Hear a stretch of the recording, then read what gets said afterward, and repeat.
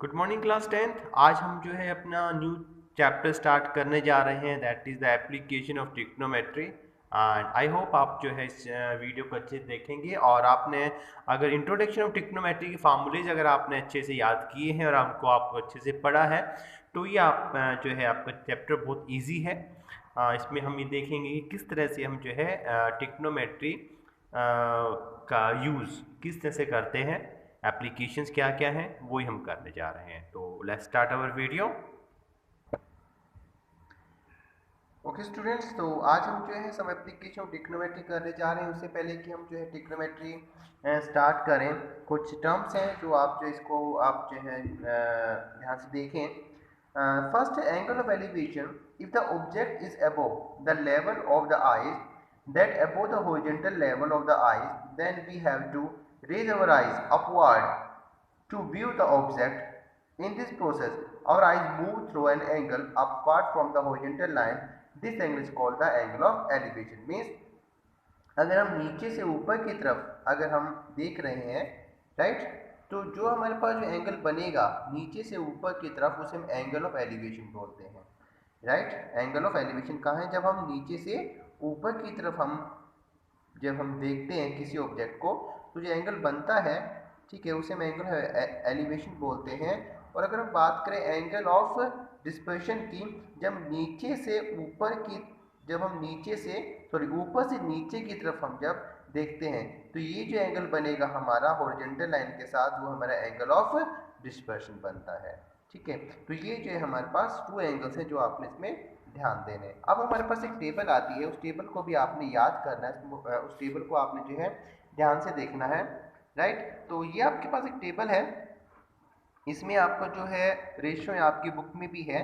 तो इस टेबल को अगर जो है आप ध्यान से देखें तो आपने थोड़ा सा इसमें ध्यान देना होगा कि टेबल में जो है कुछ रेशियोज हैं, क्या क्या हैं वो आप देखें। साइन थीटा यानी कि साइन 0 की वैल्यू 0 होती है, साइन 30 1/2, साइन 45 1/√2, साइन 60 √3/2, साइन 91, ऐसे ही कोस 0 1, कोस 30 √3/2, कोस 45 1/, इस तरह से आपको ये टेबल है, ये टेबल आपको याद करनी होगी। अगर आपने ये टेबल आपको लर्न कर ली तो आपको ये सम करने में कहीं भी प्रॉब्लम नहीं आने वाली। Right, let's see the first question है 9.1 का। हम इसको जो है इस सम को हम करके देखते हैं। A circuit arch is climbing a 20 meter long rope which is tightly stretched and tied from top of vertical pole। यानी कि ये हमारे पास एक रोप है, राइट, और ये हमारे पास एक पोल है और ये हमारा जो रोप है वो जो है 20 मीटर, यहाँ पे लिखा हो 20 metre long rope and which is tightly stretched and tied up to a top of a vertical pole. और ये हमारा वर्टिकल पोल है जो यहाँ से इसके साथ ये टाइड अप है। Right, find the height of a pole if the angle made by the rope with the ground level is 30। Right, ये 30 डिग्री यहाँ पे एंगल बनाया हुआ है और हमने जो इसकी हाइट फाइंड आउट करनी है पोल की। तो according to problem A B the vertical pole है, C A is the 20 metre long drop है whose one end is tied up to top of this one। हम ये डिस्कस कर चुके हैं। अब हम देखें ट्रायंगल ए बी सी। अगर हमारे पास ये ट्रायंगल ए बी सी है, इसमें हमारे पास क्या बनता है, A B upon A C.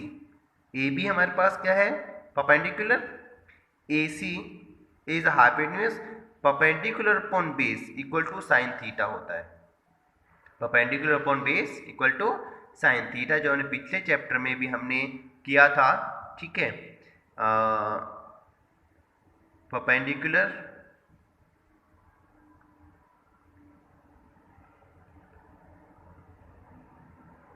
Right, ये हमारे पास फार्मूला था, दिस इज राइट। तो ये फार्मूला आपको याद रखना है, perpendicular upon hypotenuse is equal to sine theta, base upon hypotenuse equal to cos theta, perpendicular upon base equal to tangent theta. तो अगर आप इस चीज़ को याद रखेंगे तो इजीली आपको ये हो जाएगा। तो हमारा A B upon A C equal to sine 30, यानी कि perpendicular upon hypotenuse equal to sine 30 कहाँ से लिया है, क्योंकि ये एंगल 30 है। और A B upon A C equal to sine 30, अभी हमें पीछे टेबल में जो है डिस्कस किया था, कितना था, sine 30 is equal to 1/2, right. Value हमने यहाँ पुट कर दी। क्रॉस मल्टीप्लिकेशन से हमें ए बी फाइंड करना है, ए सी हमें गिवन है दैट इज 20, ए सी की वैल्यू हम पुट कर देते हैं हम, A B is equal to 20/2 यानी कि 10 मीटर हमारे पास पोल की हाइट आ जाएगी। इस तरह से हम जो है पोल की हाइट फाइंड आउट कर सकते हैं with the application of trigonometry, ठीक है। तो एक जो है नेक्स्ट हम जो है और करके देखते हैं इसमें। नेक्स्ट में हमारे पास a tree break due to the storm and broken part bends to the top of the tree, touch the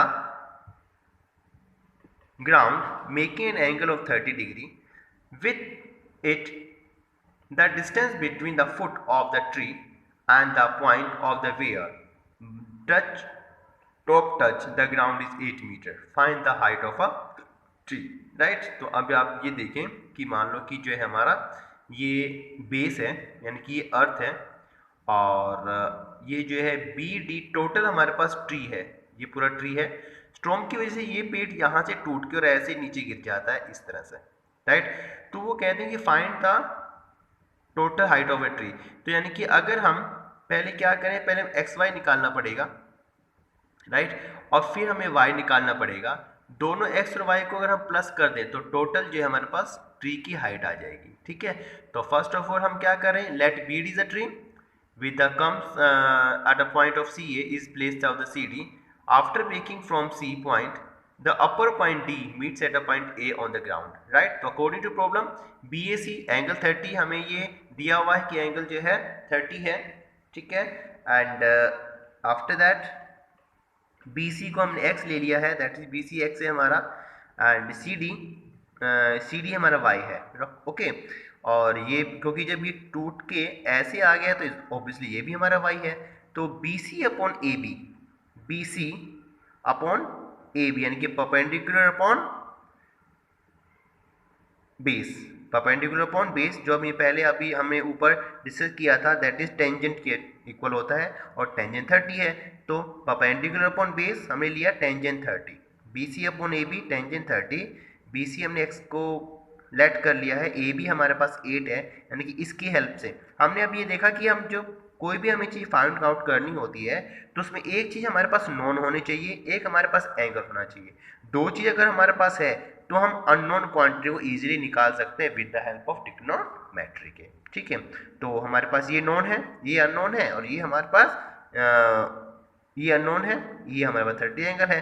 तो वो वैल्यू पुट करेंगे BC upon AB, right, that is 1/√2 क्योंकि टेंजेंट 30 1/√2 होता है। आप हम टेबल से चेक कर सकते हैं।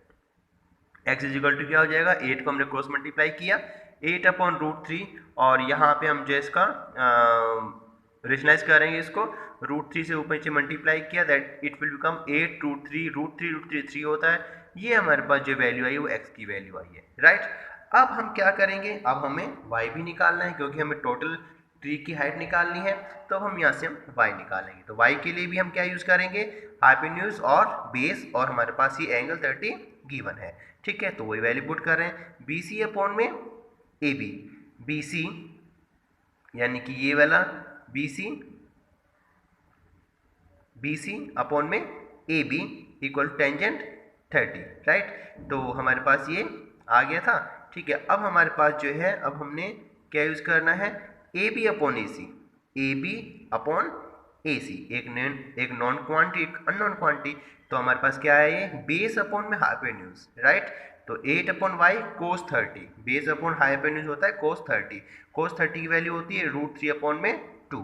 तो यहाँ से हमारे पास y आ गया 8/y इक्वल टू √3/2, y की वैल्यू निकालेंगे क्रॉस मल्टीप्लाई करके, y इज इक्वल टू 16/√3।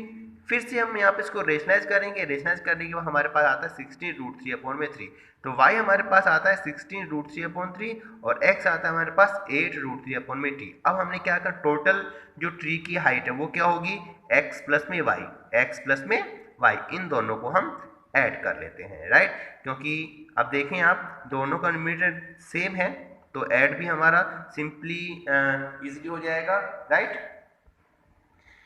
अब हम इसको ऐड करें तो हमारे पास जैसे मैंने कहा कि x और y को प्लस ऐड करेंगे, इट विल बिकम 8√3 अपॉन में 3 + 16 √3 अपॉन 3, एलसीएम लेने की जरूरत नहीं, ऑलरेडी हमारे पास 3 है, तो 8 + 16 24 √3, राइट। तो 3 से 24 कैंसिल होगा, 8 √3 टोटल जो है ट्री की हाइट हो जाएगी 8 मीटर, हमारे पास 20 ये है रूट की हाइट। इस तरह से हम जो है एप्लीकेशन ट्रिग्नोमेट्री यूज करते हैं। नेक्स्ट हम और देखेंगे कि हमारे पास ये थोड़ा डिफरेंट है क्या, कि a statue 1.6 meter tall stands on the top of a pedestal. From a point on the ground, the angle of the elevation of top of a statue is 60 degree. From the same point, the angle of elevation of top of the pedestal is 45 degree. Find the height of the pedestal. मतलब कहने का मतलब क्या हुआ कि यहाँ जो है 1.6 डिग्री 1.6 मीटर जो है आपके पास एक स्टेचू है, यानी कि मूर्ति जिसे बोलते हैं, और एक ही चबूतरा के ऊपर खड़ी हुई है। पेस्टल माने चबूतरे के ऊपर खड़ी हुई है, ये मूर्ति की हाइट है 1.6, और उसके और ये किसके ऊपर है, पेस्टल के ऊपर, ठीक है, और उसको हम h मान लेते हैं। Let the height of a pedestal is h, right. तो let the height of pedestal is h, statue जो स्टेचू है जो पेस्टल के ऊपर है वो 1.6 है। The angle of elevation from a point A, इस पॉइंट से और इस स्टेचू तक का जो एंगल है वो 60 डिग्री है, यानी कि पूरा, और पेस्टल की हाइट तक का जो एंगल है वो 45 डिग्री है। तो दो एंगल बन गए।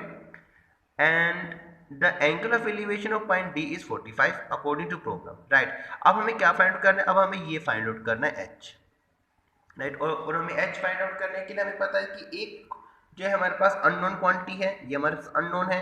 एंगल हमारे पास जो ये वाला ये 45 डिग्री है, लेकिन नॉन क्वांटिटी हमारे पास कोई है ही नहीं, ये 1.6 है, लेकिन इससे तो कोई बनता नहीं हमारे, क्योंकि हमें एक राइट एंगल चाहिए। हमें जो है वैल्यू जो है वो राइट एंगल के अंदर पता होनी चाहिए, तो हमारे पास ये राइट एंगल ऐसे वाला, तो इसके लिए हम एच कैसे फाइंड आउट करें, तो इसके लिए सबसे पहले हम क्या करते हैं, हमने क्या लिया एच अपॉन ए बी भी हमारे पास अननोन है, लेकिन ए बी को हम ए बी रखते हैं।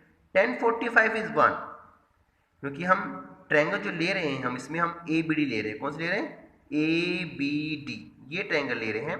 इसमें आप देखें क्या हो जाएगा, B D upon A B, B D upon A B, right, equal to क्या हो जाए टेंजेंट 45, ओके। और टेंजेंट 45 क्यों, बी डी हमारे पास परपेंडिकुलर और ए बी हमारे पास बेस, तो परपेंडिकुलर अपॉन बेस क्या होता है, टेंजेंट थीटा, तो टेंजेंट थीटा हमारा 45 हो जाएगा। तो हमने यहाँ पे वैल्यू पुट करा दी है, दैट इज टेंजेंट थीटा हमारे पास 1 हो गया, और ए बी हमारे पास h आ जाएगा, ए बी क्या हो जाएगा h, क्रॉस मल्टीप्लाई करके, यानी कि ए बी भी हमारे पास क्या है h है, राइट। अब हम चलते हैं ट्रायंगल ए बी सी में, ए बी सी पूरी बड़ी ट्रायंगल ले लेते हैं। इसमें हम क्या लेते हैं, बी सी और ए बी को लेंगे, तो B C upon A B equal to tangent 60, क्योंकि टेंजेंट ही है लेकिन एंगल यहाँ पे 60 है, ध्यान रखना, ठीक है। तो जब एंगल हमारे पास 60 है तो ये हम जो है, और बी सी क्या होगा हमारे पास, बी डी प्लस में दिस वन, तो बी डी प्लस में डी सी अपॉन में ए बी हमारे पास √3 इक्वल टू एच प्लस में 1.6 अपॉन में √3, राइट। और क्योंकि हमें से ए बी निकाल रहे हैं, क्रॉस मल्टीप्लाई होगा, इस रूट एच को √3 को हम यहाँ ले आते हैं, यहाँ पे क्रॉस मल्टीप्लाई किया हमने, तो बी डी प्लस में डी सी अपॉन में √3, बी डी के हमें एच पुट कर दिया, डी सी के हमें 1.6 पुट किया, और ये हमारे पास √3, ठीक है। ऑन कंपेयरिंग इक्वेशन 1 and 2, अगर हम कंपेयरिंग में देखो ए बी हमारे पास एस था, तो ए बी की जगह हमने एच पुट कर दिया, और ये हमारे पास सेम है। कंपेयरिंग करेंगे क्रॉस मल्टीप्लिकेशन से, और क्रॉस मल्टीप्लिकेशन से जब हम इसको सोल्व करते हैं तो हमारे पास h की वैल्यू जो है इस तरह से आती है 1.6 √3 - 1, यहाँ पे इसका रेशनलाइज किया, रेशनलाइज करने के बाद हमारे पास जो इस तरह से इसको सोल्व करेंगे, और सोल्व करने के बाद जो हमारे पास वैल्यू आती है, ये वैल्यू हमारे पास आती है 0.8 दिस वन, ये वैल्यू h की आई है। तो hence the height of a pedestal B D is 0.8 √3 upon +1। तो इस तरह से जो है हम ये सम करेंगे। आई होप आपको जो है समझ में अच्छे समझ में आया होगा कि किस तरह से एप्लीकेशन के सम कर सकते हैं। तो इसी तरह से आपको सम की प्रैक्टिस करनी होगी, राइट। और जो भी डाउट्स हैं आप जो है फ़ोन करके क्लियर कर सकते हैं। Have a nice day.